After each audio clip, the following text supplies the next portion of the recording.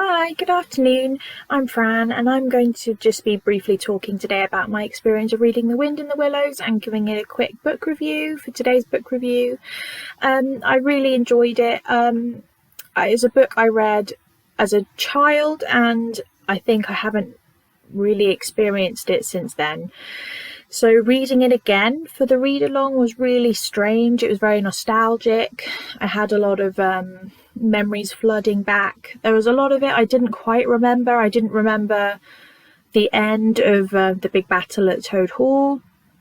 I didn't remember Rat's whole existential crisis. I didn't remember most of it. The bits that did come flooding back to me were the very scary bit in the Wild Wood with Mole. I remember being terrified of that bit when I was a child. There was a stop motion animated movie or TV series of The Wind in the Willows, which that part in the Wild Wood really scared me as a child.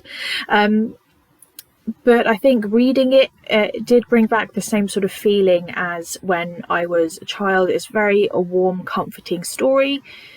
I think the way it is just kind of old-fashioned, and it's just kind of very light. It just feels very comforting and warm, and like you could just lie there and listen to it and just feel very like you're taken back in time. And I think that's it's a really good story that stood the test of time, because I think it's very underrated. It's not really considered a very big classic children's stories, and I think it should be. I definitely think it should be up there with like Peter Pan and Alice in Wonderland and Railway Children and all that kind of thing. I really did enjoy reading it all again, especially for the read along, and I hope you've been enjoying listening to it. We can maybe do more read alongs in the future. We can only do stories that are in the public domain. However, if you have any stories in the public domain you'd like us to do, let us know. We might be able to do more read alongs in the future. You can download The Wind in the Willows as an ebook on Libby and an audiobook, I believe, as well.